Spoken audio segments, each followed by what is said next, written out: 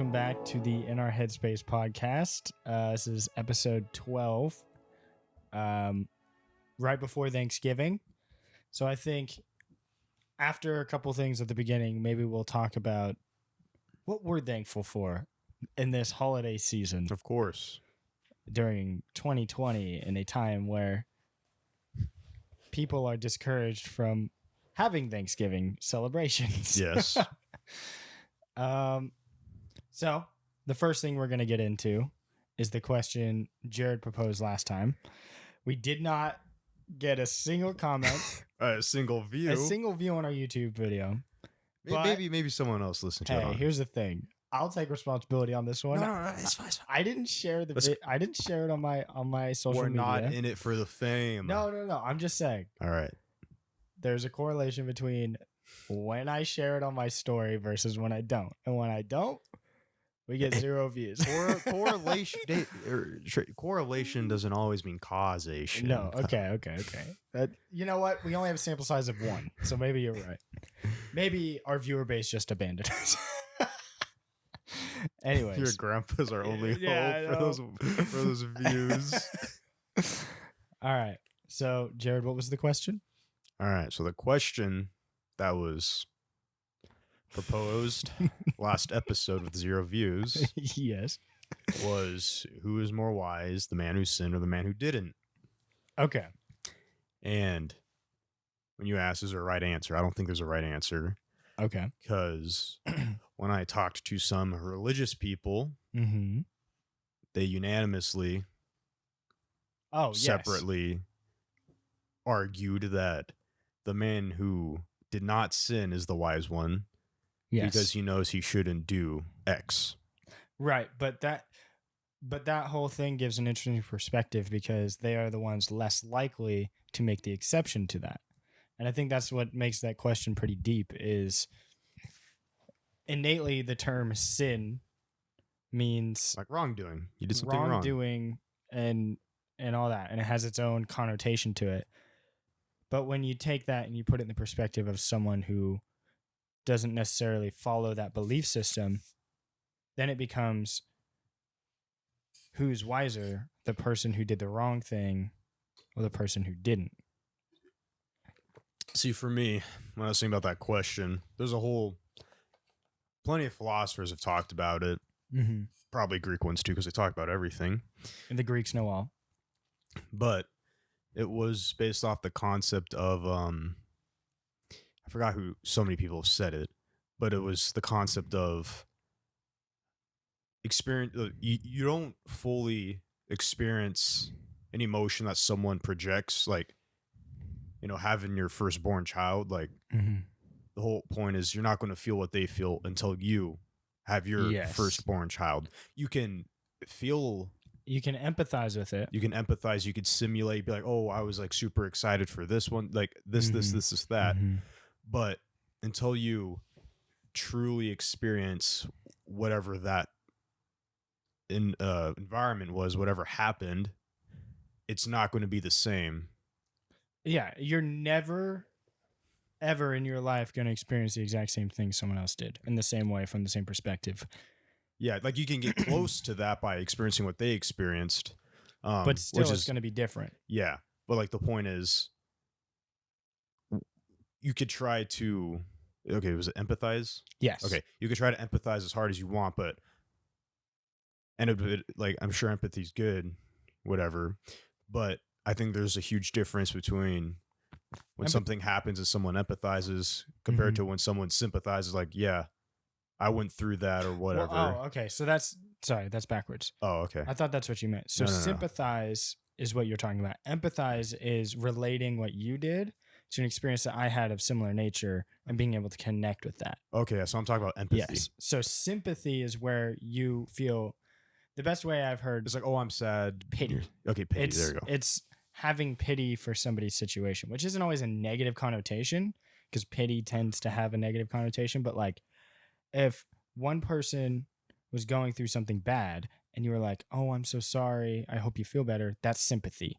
All right, yeah. Empathy would be, oh, I know where you're coming from. I dealt with this myself and I know exactly how you feel and this is how I went through it. That's empathy. All right. And so philosophers, specific ones, but they would argue you could always try to come close, but if you haven't experienced it, it's going to be completely different. And they talk about it too, as in learning lessons. Yeah. So for like our test subject, a generic person with the goal in mind to be better, okay? Mm-hmm. They can read about other people's mistakes and be like, oh, okay, don't do what they did. Right. But I think it comes off completely different when someone made that mistake and they're like, oh, yeah, do not make that mistake. Yes, because I made that mistake. And you felt the full burden of the consequences of whatever the mistake was. Yes. And so that's why, in the context I just gave, is why I think the person who sinned is the wiser person. Yes. It's because he went through this whole little hero's journey arc. Yes. About why not, like, whatever he's told not to do, he did it. He's like, okay, that's why you don't do it, rather than just not doing it. And this kind of relates to the concept that we have alluded to a couple times, where we say the person who hasn't experienced any hardship is probably less equipped than the person who has faced even just one hardship. Because hardship is a part of human life. Specifically, it takes different forms depending on the era you're in, but there's always been hardship in human life, and it's always a human trait to be able to adapt and overcome those hardships. And I think in a society where our hardships don't necessarily come from a shortage of food or predators or natural disasters in most places or weather or anything like that, our hardships mostly come from society and mentality and mental illness, or even just sickness, like things like that or financial stability and all that. That's where hardship could come from, which is a lot more of a vague concept to try to deal with, which I think nowadays it's like if you experience something like traumatizing later down in life, yes, you will have that trauma, but as long as it was dealt with in a healthy way eventually and it didn't amount to something bad, you now have that under your belt as like something you know you can overcome. And you face your and then you're with this other person, say, who has never faced something like that, and then you both experience the next trauma together, you will likely handle it better than the person who has yet to handle that before. Merely based on and this is way oversimplified, but merely based on the fact that you have experienced this type of sadness before and this other person hasn't, and they don't know what to do. And I think all of this to say that, like, if you've made a mistake, you tend to learn more than the person who has never made a mistake. Which I would say is exactly what that question, at least to me, is interpreted by. And the exact same way you put it, Jared, was like, you are wiser due to you gaining an experience in life. Whether it be good or bad, it's an experience in life, and you hopefully have learned it. Yeah, because from the other side, it's like complete context based. Because, like, for example, like a repeat offender for whatever crime they did, is clearly they're not learning, and clearly they're not becoming more wise from the mistake they keep repeating every time.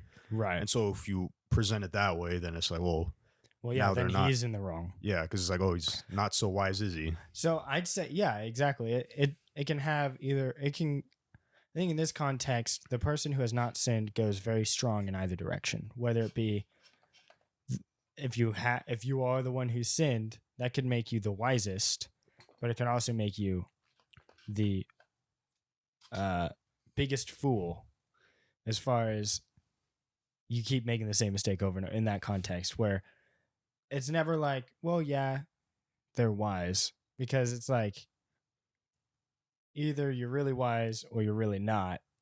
And I think that's what's interesting is there's no real middle ground answer, I'd say. Unless if there is and you would like to explain it. Zero views episode. Yes, go ahead and leave a comment on this one. And we will address it if we get anything. If we don't, we're probably not bringing this back up. But this is probably the last time we're talking about it, honestly. But hey, if people want to interact, we're open for interaction. So that was crap! I forgot to start the timer, Jared. I have no idea how much time has passed. In the dark. I think it's been like 8 minutes. So let's see. Next, I assume we talk about Thanksgiving, thankfulness, blah blah blah. Yes, and I wanna put a slight not spin, but I want to broaden that a little bit and be like, I want to talk about what we're thankful for, and then the concept of taking things for granted and losing gratefulness for things. Okay. Because we get them so easily.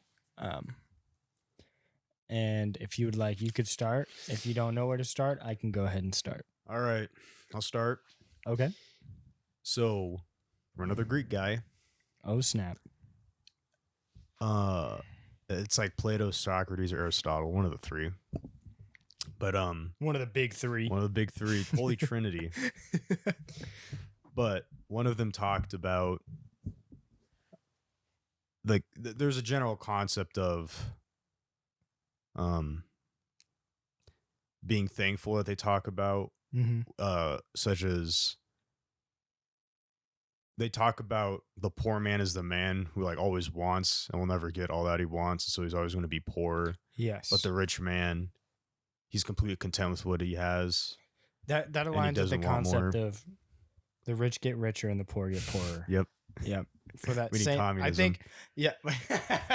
No, I think more appropriately, I think what you said is probably more accurate, but it's easy to throw that in people's face and be like, as a motivational thing. But whenever I hear that phrase, I associate that with anti-capitalism. Anyways,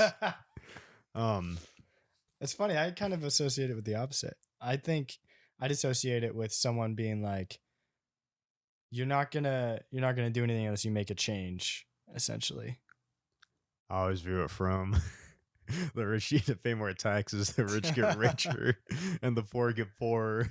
But anyways, and so one way they talk about it in becoming more thankful was stripping away all the stuff that they're comfortable with, and then realizing, geez, I wish I had that now. Now, for example, if I didn't drive a car and I had to drive or go place to place by bike or public transit, I promise you I'll be very annoyed. And I would just be thinking, fuck. I wish I had my car. Or another one, a smartphone, specifically a smartphone. We could even be more general than just say phone. But if I just had a normal flip phone, it's like, the utility of this thing just went down by a lot. Right. But so anyways, their whole thing was, take away all this stuff you have or whatever. And then you will come to the realization, it's like, I actually do have a lot. Yes. Because it seems like no matter what position you're in, like we could take a guy in the middle. There could be a guy above him and a guy below him, and they could all be thinking, I wish I had this. And they're all making the same silly mistake when they could just be happy for what they currently have right now. Right. And even go beyond that. And so for me now, what I'm thankful for is simply being alive, as crazy as that sounds. Because again, more from Greek people, they talk about, a few of them, like one of the three again, how much of a privilege it is to wake up and move, just in that sense alone. Because then, like, I think of extremes, for example, like a paraplegic. If I was in a wheelchair, my first instinct, if I were to be in a wheelchair right now, Jesus, this sucks. Yeah. Not being able to, well, just like how inconvenient now for me to move around is turned into. Yes. Because now I need a wheelchair to go everywhere. I can't use my legs. I couldn't walk up the stairs. Like there's just so many things that would be an inconvenience now. Yeah. I was like, oh, it's a headache. And then you got to accommodate for all, like, it's just like, okay, that's a lot to deal with. Mm-hmm. And so I haven't had, like, the most debilitating thing I had for a while was pulled muscle in my back. And it was really painful for like 2 weeks. It was probably the most pain I've ever been, honestly. Yeah. But I just had, this goes back to kind of the sympathy thing. Because again, I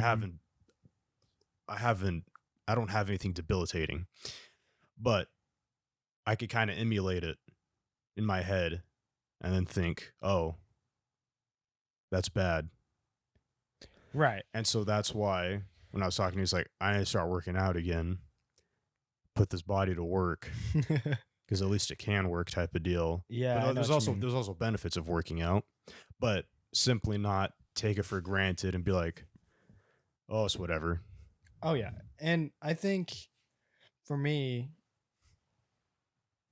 it's hard for me to say I'm thankful for this one thing, because I definitely could pick a specific thing in my life and go on about how I'm grateful about it. And I'm going to go more with a more overarching statement like you were, where I think being able to recognize that everything that comes your way in life is finite and you won't have unlimited access to everything all the time, such as you won't have the unlimited ability to move around super nimbly and athletically, because as you age, that ability goes away.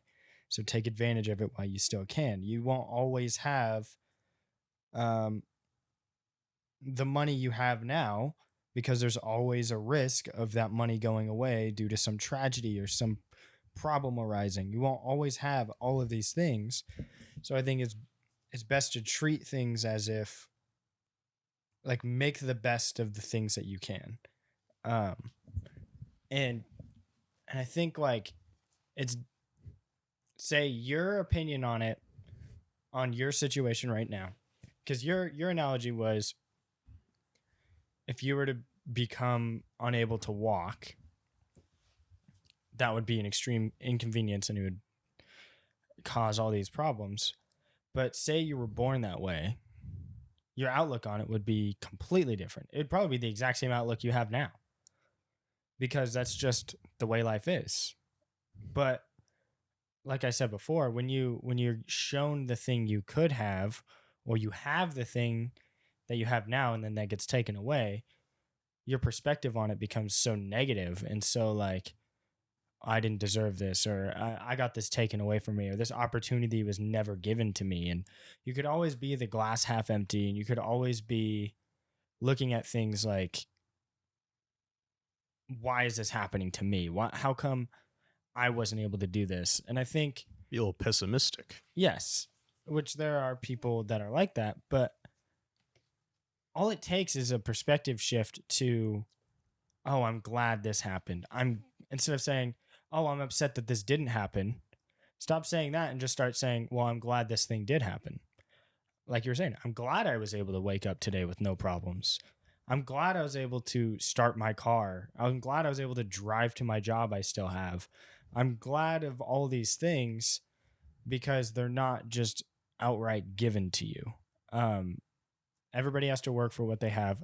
For the most part, somebody has to work for what you have, whether it be yourself or your parents or whoever in your life. And I think that's why there's this like big stereotype between like the humble small town boy versus the big city rich kid. Is like, the main difference between those two people is one person's never taught the value of gratefulness. One person takes all of the things for granted because that's just the way life is. And I guess that brings up the discussion of this buzzword that gets thrown around all the time nowadays online, which is privilege. And I will share my thoughts, and Jared, I want to hear your thoughts because I don't know fully your thoughts, but I have kind of your perspective on it. But my thoughts are, it's one thing to recognize that your life started out better than other people and you got certain advantages compared to other people based on the context of in which you lived your life. But I also don't think it's fair as someone without those advantages to somehow hold something they have no control over against them. Yes, people do. A rich kid will react to a situation different than a poor kid because of the things that they have access to. Mm-hmm. But because this person has lived their life the whole time this way, doesn't mean you need to now tear that person down to your level to make yourself feel like your life is worth it. And I really mean, like, people do it in an attempt to almost drag the other person down and push themselves up so they can try to be on equal level, when in reality, you're just tearing other people down. Yes, it's frustrating to see people with way more opportunity and way more everything than you complain about something small. But if that's a problem in their life, it's a problem in their life. Like I said before, everyone has problems. But I don't think being like, oh, well, that's your privilege. You're privileged because of this reason. How dare you be privileged? There are privileged people who are humble and recognize the fact that they are better off than other people, and they put the resources into helping other people. And I think that's how it should be. And yes, there are people with quote unquote privilege that abuse that and do whatever they want and then laugh in the face of people who don't have those same advantages. But I also don't think it's fair to like someone to tell me without knowing any of my life or anything I've been through or anything I've worked for and tell me, well, you're just privileged. Because yes, in some ways I am. In other ways, I'm not. I'm not saying anybody has ever done this, but I'm just making a case for, I don't like that it always has to be something wrong. And that goes back to that pessimistic outlook. Always telling someone that, or like always having the view on everything around you as, well, I don't have this, or I don't have that, or this person has more than me. And all of that is just such a like lame way to live. And people in the worst living conditions, people who, you could be in poverty, you could be homeless, and you can be poor in America. But even that isn't the same as like living in an entire country that's impoverished with extremely tyrannical government and no resources to go around for everybody. Like, those are two different scenarios. And I feel like if you want to talk that way to other people above you, then the people below you should be able to talk to you to the same way. But the fact of the matter is, people don't like being talked down to. It's not an effective way to communicate to people. It doesn't get anything done except offend people. And there are people who just want to offend other people. But that comes from a place of like ungratefulness. Because even you talking about how this other person is privileged is you not being grateful for the life that you have. And I think that's the irony of it, is these people are like, well, you were better off than me or these other people. And you're talking this way, which comes off or rubs me the wrong way because this rich person is doing this thing they can do. And it's like, be grateful for what you have. And if you need to work harder than other people, and I'm not talking about anything other than like wealth. I don't want to get into the whole political, like, white privilege versus whatever. This isn't the type of privilege I'm talking about because I don't feel like I'm educated enough on that topic to even speak about it, especially on the podcast. It's like, there's a lot to talk about. Yes. I want to lightly talk about the race privilege real quick. Okay. I feel like for us, I think it's a poor argument from a lot of things I hear about white privilege specifically. Okay. Perspective wise, for example, I am a brown man. Okay. Yes, you are. Basically, all my friends are white. Yes, that is true. I grew up with a lot of white people. Yes. Very, very, like, I had like a few Mexican friends way back when, but other than that, it's always been white people. Yeah. And it's funny because when I'm standing in a group of people in Idaho, I see other white people, and I'll be like, I don't ever think about my race whenever I see it. I just see other white people. Yeah. And because of my surrounding, whenever I think of a woman or man, I think of a white person. Oh, I see what you mean. And so what I find ironic about this whole white privilege thing is it not inevitable that the majority would be privileged? Would it be any different if we were in Africa where there were more black people than there were white people? Because then it'd be immediately flipped and the majority would be black. Yeah. And so now they would be the privileged ones. And then we could go to brown people. And it's just like, that's why I feel like it's kind of like no shit. Like, it's majority this race. Yeah. It's like, what do you expect, honestly? I think the problem arises when, like I was saying, people are made to feel bad because of circumstances they can't control, which is extremely ironic coming from people who are accusing other people of putting other people down for factors they can't control. It's the exact same thing. So it's like, if I'm mostly white, I guess. I'm like dark white. If I'm, say, being accused of putting another person down because of their race or because of their privilege, I should say in this context, and then another person comes at me doing the exact same thing, the only reason they are seen in a better light than I am is because they're doing it to me, who I'm doing it to somebody. Oh, I haven't even done it to somebody else, right? But because of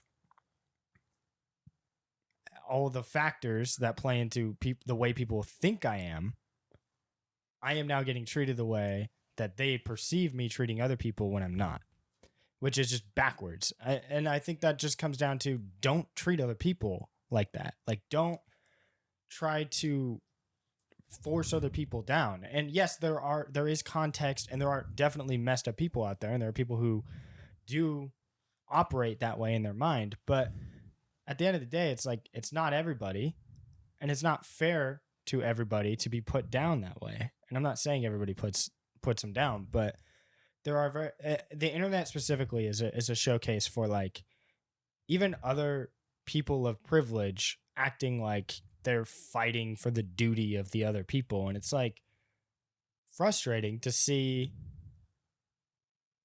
like, so much, I guess, anger, because that's like people's first initial response is to just accuse other people or yell at other people, no matter the context.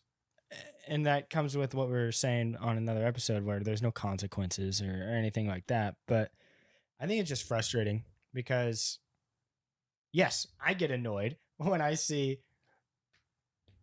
for example, a rich white person complaining about something minuscule, right? Like, my Starbucks was the wrong coffee or whatever, and they're all screaming at the employee who's just trying to make a living. I don't agree with that, because that person is doing an extremely negative thing.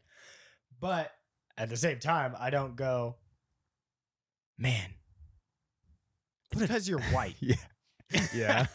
I'm like, no, it's because you don't have any problems in your life other than this Starbucks thing, and you haven't learned how to deal with problems, which is a byproduct of being privileged, if you will, but it's also a byproduct of just the way our society operates. Like, there are very little consequences, very little problems that really go around that more than the middle class have to deal with. Middle class and lower, like the higher class people, and this is a blanket statement, but for the most part, I'd say if you are raised in an environment where you don't really have any issues as far as opportunity goes, your perception of the entire world is going to be completely different than a person who has had to fight their way up.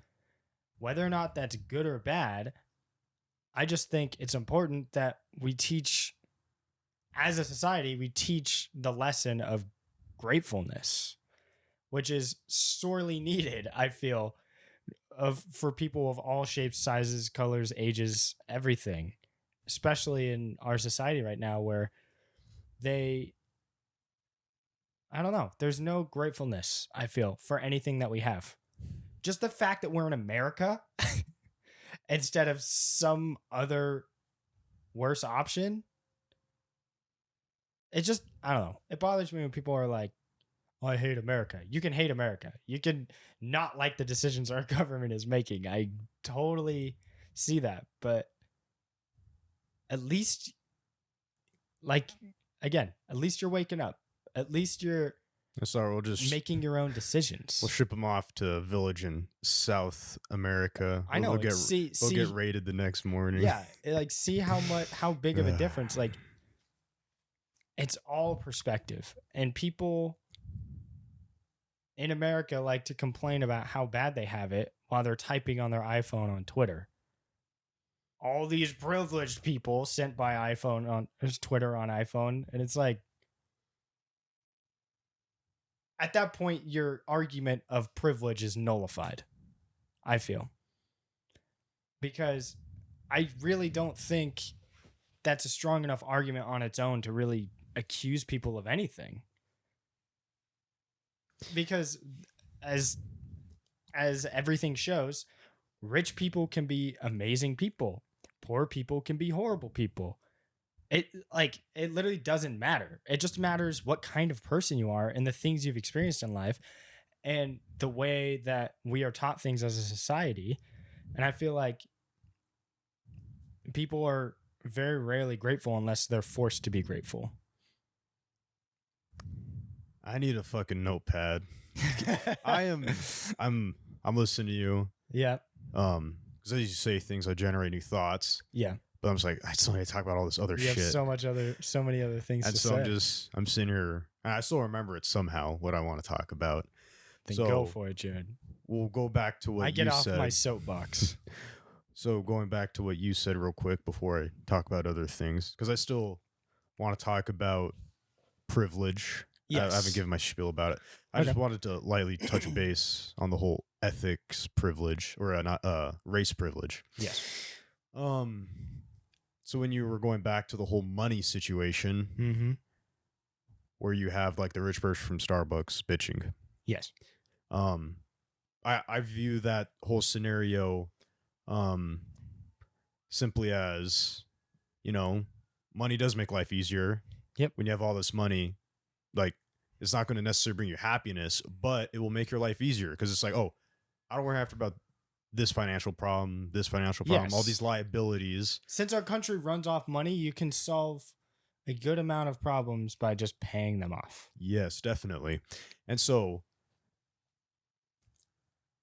I'm going to say it's understandable because I even have one of our friends told me one of their mothers, their mom, acted very poorly to a Walmart employee. Oh, okay. Because it was due to like regulation on the store themselves. They're like, yes, we have the product, but I have to wait until like 2 hours from now to give it to you. Yes. And this person's parent did not take that very lightly. They didn't like that they couldn't get their thing right now. And they're not even necessarily rich compared to others. But it's an expectation. Yeah. And so it's almost like this behavior should be expected because you're simply taking, oh, I used to worry about this, and now you take out that what you used to worry about. What are you gonna replace that with now? And so it seems like the trivial matters is what replaces. Oh yeah, humans always want something to worry about. We're problem solving in the brain, so there's always something to have a problem with. Yeah, and I'm sure at some point we'll get to a point where the next evolution above this will be something completely different, where like we'll have all the ins and outs labbed out, or however you want to put it, where people aren't like maybe we'll get to a point where you 100% get your coffee right. And so it's like, now that you don't worry about that, what else are you going to worry about now? Yep. And I'm sure it's always going to change that way. And so going back again, back to poor people, rich people, back to your analysis of the rich city boy and the farm boy, small town. One thing that I thought interesting is when you said something like that, it was the Philippines. Philippines is classified as a third world country, and yet when you that's a place where people like to go vacation because it's super nice, super cheap, blah blah blah. But what's interesting in the Philippines is that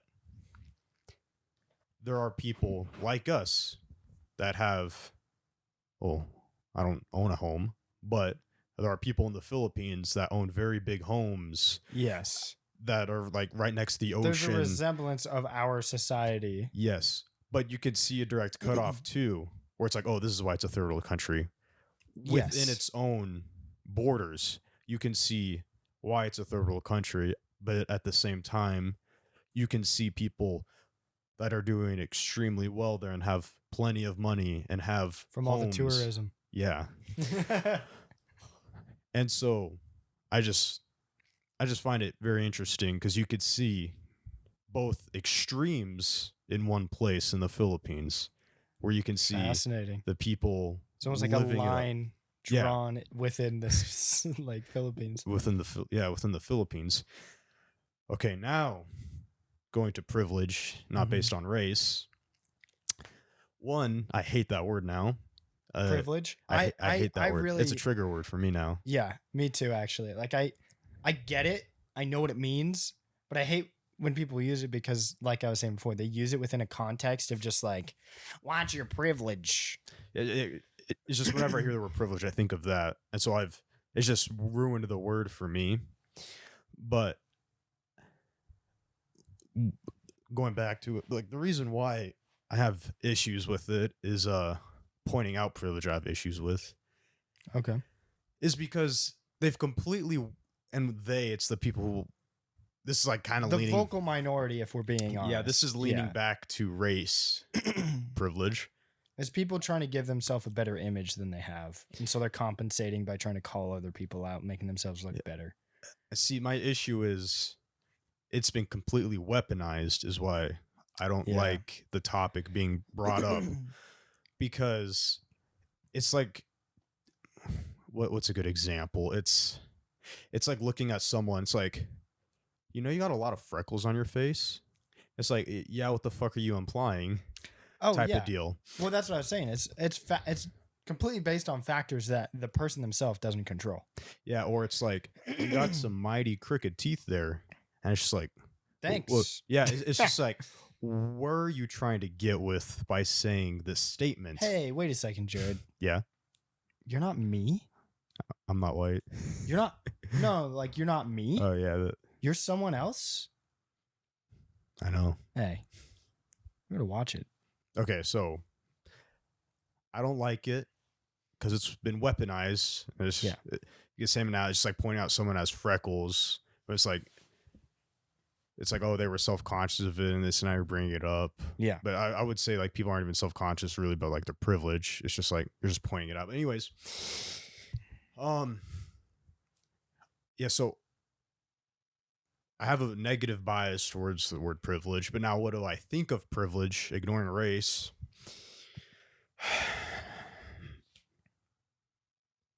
It's just going like.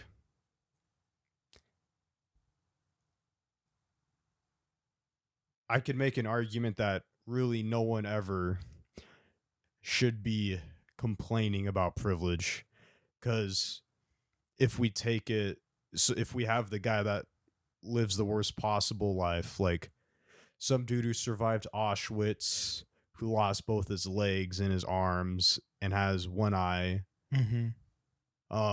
Like, would it make sense if he was going around, like, if he was the one talking about privilege, he's at the top of the food chain. Yeah. Because he's experienced so much fucked up stuff. He would have every right, essentially. Yes, but it would still turn into something where he could be an asshole about it. Yes. And just be like, look at me.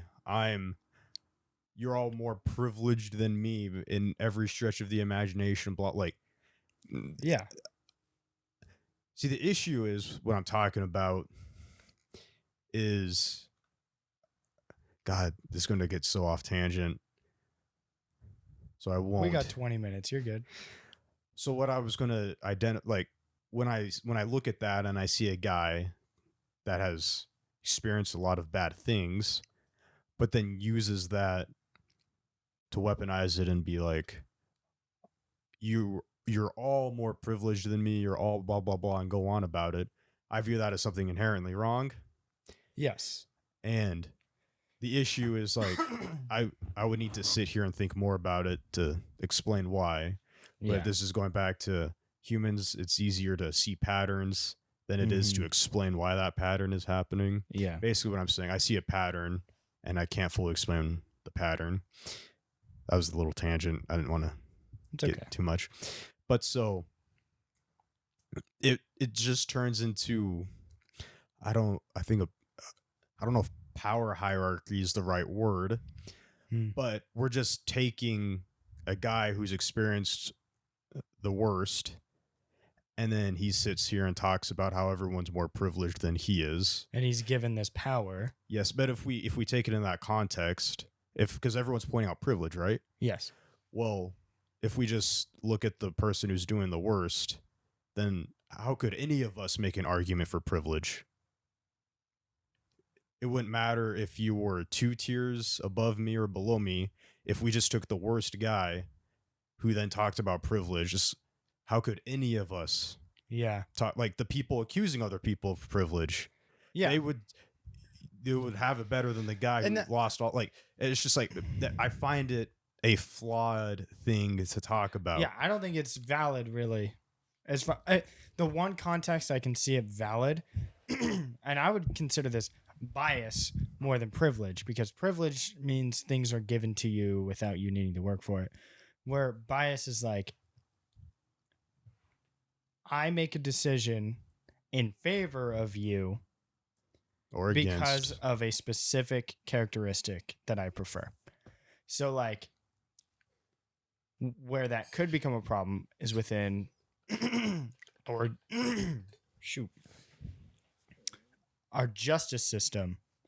For example, no examples really to say. I'm just saying, like, a judge prefers one thing about one person, and they have the exact same situation, court case, or whatever happens with a person who he doesn't necessarily prefer. Maybe he doesn't dislike, but he doesn't have the thing that the other person had. That will subconsciously influence his decision, right? And that's basically inevitable, because the whole that's kind of my point of the judge is to interpret. Yes. We don't have set in stone type of deal, like by the book. Yeah. In terms of law, like, it's an interpretation of the law. Yes.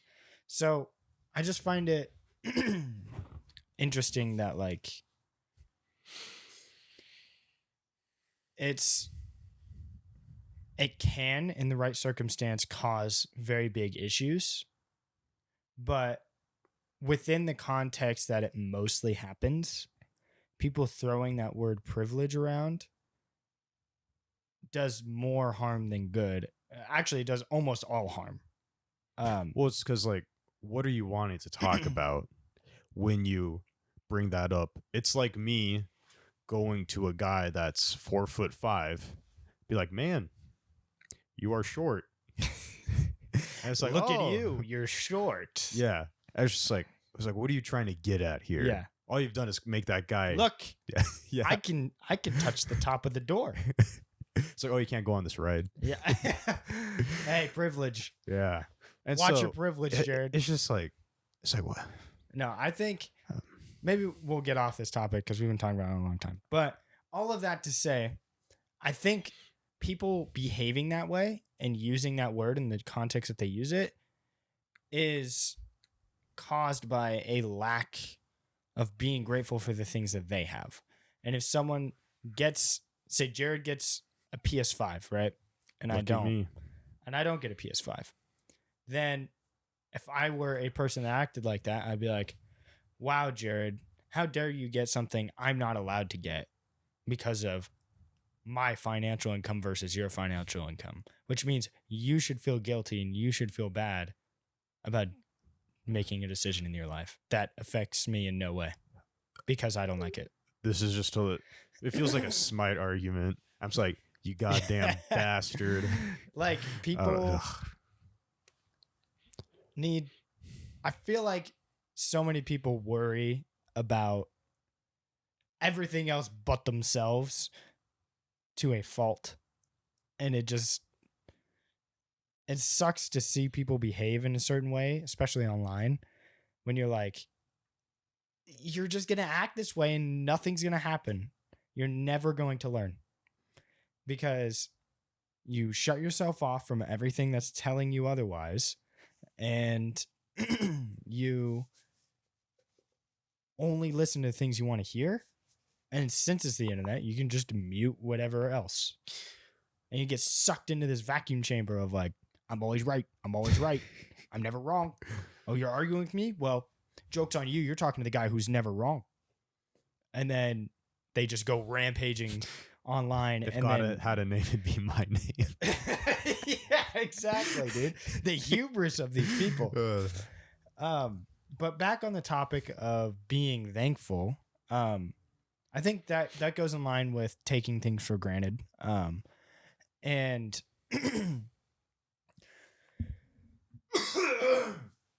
Jesus Christ. I've had this thing in the back of my throat and I could not get rid of it. It's your EPA water. If you're using stainless steel, It's probably, like you could have been. It's probably the chocolate I ate before I got off work. Oh. Oh, actually, you know what it is? It's the cottage cheese I ate right before this. It's a lot of dairy. And just getting all phlegmy. All right. So I think, I don't know the solution, what the solution to that could even be as far as like people need more gratefulness. And it feels like the only time people say they're thankful for something is this time of year. And I'm paranoid as fuck when people say what they're thankful for because one, whenever I really hear people talk about, like whenever I'm with someone, when the fuck do we ever talk? I was like, oh, I'm thankful for like blah blah. We say, well, I'm glad this happened. Oh, I'm super happy that this is happening. Yeah, the only time we really do that is when we are under the influence of water, very hydrated. We get a little emotional. Well, but hey, yeah, speak for yourself, Jared. I am. Well, we talked about it. He said, "Oh, we're kind of similar." I think the difference really is vulnerability, and depending on the people you're around, depending on the situation you're in, you're more or less willing to be vulnerable. But I also feel like humility is a branch of gratitude. And if you're just in general a humble person, that gives off the essence of being thankful for something, right? Like the difference between humility and arrogance is like, I accept that I'm not, I guess, not everything is perfect and I don't need everything to be perfect, but I'm happy with the way things are. That's something that comes off as humble in my eyes, where arrogance is like, well, I expect better, I need better, and I think I deserve better. Like, and yet there are situations where people need to put themselves above whatever. We've already talked about that. But at the end of the day, I'm in a very like fortunate situation that I'm in. And I shouldn't be complaining that this other person got this thing I didn't get, because why am I focusing on that person? Why do I care what they got? It doesn't, other than the fact that I wanted the thing they have now. Like, that mindset seems so damaging in the long run, especially and you can see it in certain people who get past a certain age, and like when you get past a certain age, you stop really evolving your personality. And so there's these people that get set in stone and they just don't change, and they believe that, oh, well, I'm older than you, I know more than you, which means whatever I say trumps whatever you say. And then that eventually snowballs into like, well, how dare you know more than me? Or how dare you achieve this thing? I wasn't able to achieve that thing at your age. But it's all context based. It's like, I guess it's like, it's what I was saying about the negativity. There's just so much negative everything. And not say, okay, before I go on another tangent like this, I don't think the whole world is always negative all the time. Like and this maybe is an example of, I'm thankful that there is both positive and negative, because if everything was negative, I'd be miserable. But like, there is positive. There's a lot of positive in our society. Like I was saying, there's a lot of negative, but I also feel like our society is mostly driven by like money and social media at this point, and news, or however you want to interpret that. But I just clump it all, social media in general, online information. And I feel like 70% of that is like 70% of the person to person interactions, I feel from what I observe, are just like people just fighting with each other. Like no one can be like, oh, I see your point. It's either, do you agree with me? No. Okay, well, let's just agree to disagree. Instead of like coming to an understanding or trying to get to know the other person. And the problem is people have such short attention spans online, and people don't feel the need to put that much energy into something like this, where we said this last time, we have unlimited communication at our fingertips, and we limit ourselves because it's like too much work. Imagine if everybody just like tried to communicate with each other online. It's difficult, but what if we made an effort to like have as good of communication as necessary with the people we interact with online? I feel like we'd probably be using it in different ways. But right now we're using comment features on all social media to like yell at each other and scream our opinions. We're kind of screaming our opinions, but like we're doing it where you can choose to opt in or not. We're not going on some other random post that people are scrolling by and being like, look at my opinion, sticking a flag in the ground. Well, to get back to the thankful part. Yeah. What I was originally talking about, one thing, this is going back to what you said earlier about, you know, how often it was ironic. Like, I don't know. You're saying, you know, people don't really talk about what they're thankful for. People really only talk about what they're thankful for, like during Thanksgiving time. That's the theme of it. But when it's not Thanksgiving time, and even when it is, I'm skeptical from social media when I see what do you call them? Not icons, not influencers.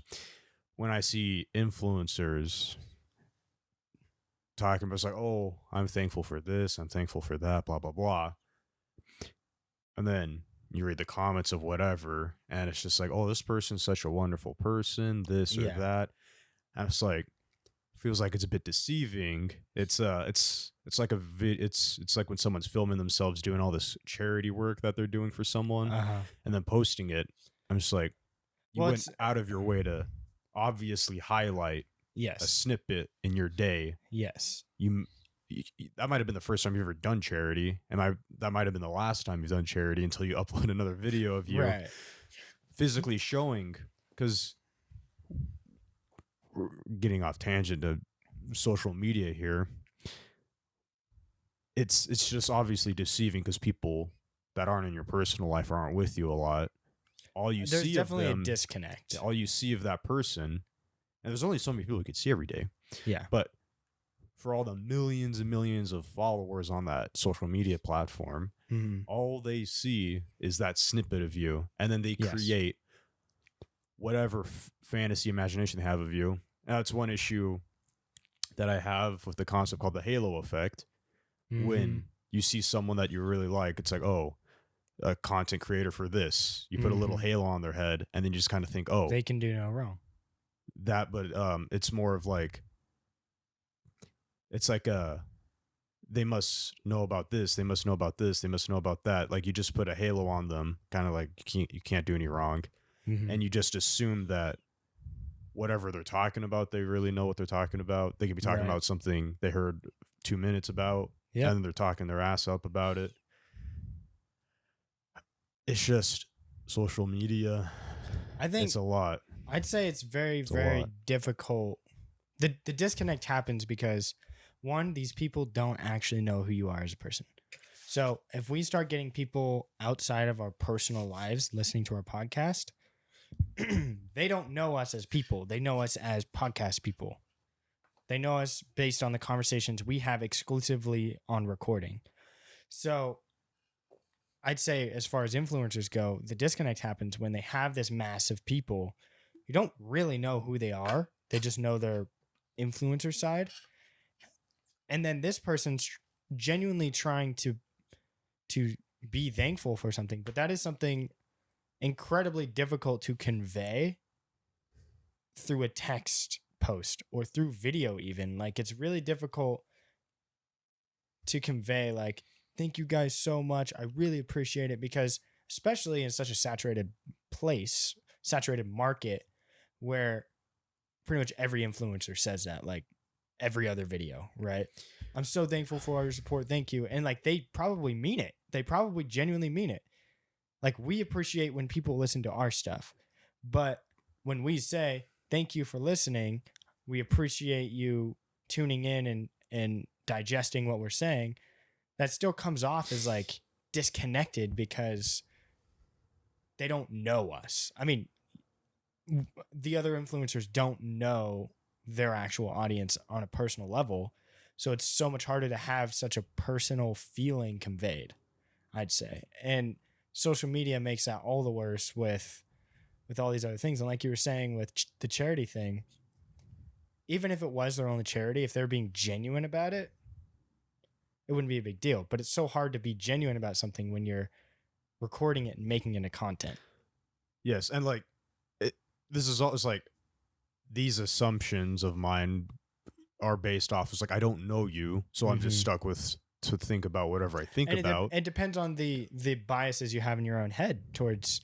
You have a completely different bias against or towards influencers than someone else would, where someone else defaultly expects the best from an influencer. So when they say, oh, I've done this charity, look, it's like, oh, what a good person. Then you see that and you're like, I don't trust it. It's certainly a skepticism of mine, because there's going to be cases where you have people that genuinely believe in the charity and that are just simply making content without, like, just as simple as that. But then you will have the people, hey, that guy did really well with that charity thing, I'm going to do one too, with the priority of being the views and growth. Oh, yeah. And so I wanted to then go back on what you were talking about, how, the genuineness of people, how compared to when we say thank you, compared to when someone bigger says thank you, to when someone says, like, I think it's fair to say there'd be a difference. But I also think that's inevitable, because there's a thing called the diamond water paradox. And that basically is, like, right now we have a guy who's stranded in a desert, and presented to him is water or diamonds. He's going to pick water. Yep. We're going to take a guy and just plop him in a first world country and he's presented in front of him water or diamonds. Yep. He's going to take diamonds. Yep. And I think this has to do, it's kind of different concepts now, but I can relate it. It's humans are also good at normalizing things. Yep. And so when you have a guy, for whatever social media platform he has, when he first got to like 1,000 followers or whatever, that surge is like, holy shit, so many. And then he gets to 10,000, like, holy shit. And then like gets to the first 1 million. It's like, holy shit. But then he gets another 1,000. Yes. And it's just like, well. You know, direct example. What? We were excited when we got 50. Yeah. We haven't said anything. All we've talked about is how we got to 150. Right? And well, I think for now, you know, maybe we look at it as the increment of 50. It's like, oh, hell yeah. Right. But now when we get to 350, it's like, let's just wait for 500. For 500. And that's like after 1,000. that, after that's 1,000, then maybe 2,000, then maybe 5,000. Yeah. And so I just think that it is inevitable to reach that point because you just simply get used to it. And it's just, that is what it is. It becomes the normal. Yeah. It's interesting. And I think that plays directly into taking things for granted because one thing becomes normal. So then you want the next thing. I feel like it all comes down to human nature. I think at the end of the day, the end of this discussion, I just want to leave off on like, I feel like as a society, we fail to teach gratitude. And not on some detrimental level. Like, it's not like we're having such huge societal problems or anything. It's mostly as like, I feel like we should be more grateful than we are. And that's mostly from the perspective of people on the internet, which is a very small percentage. Like I said, it's a vocal minority. So it's only the very few people that are yelling about it on the internet. But like at the same time, even then,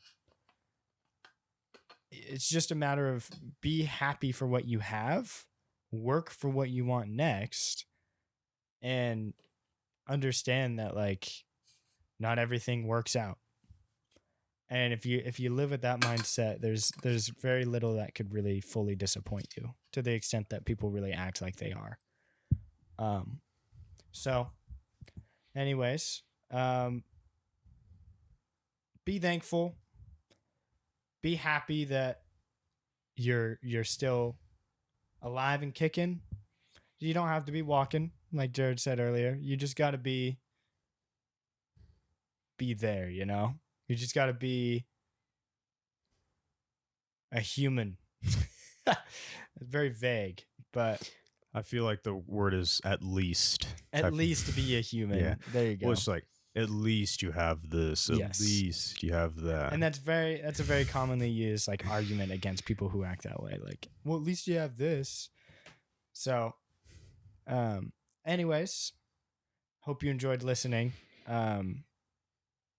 This one was strangely more political than normal, but that's okay. Wasn't too bad. So if you are listening on YouTube, go ahead, leave a comment if you'd like about the question we were talking about earlier. First, click on the video. Yeah. First step would be let's get the view watching first. This video. And then if you're listening on iTunes / Apple Podcasts, just leaving a rating would be super helpful. And we're on all social media, so if we're just search the name, we should show up. Just follow us there. We post updates every week when the new episode drops, which is every Friday at noon. And I usually put a little snippet. That way it's like, you know what you're getting into, I guess. But other than that, do you have any final thoughts, Jared? Nope. Alrighty. Well, thank you for listening, and bye-bye.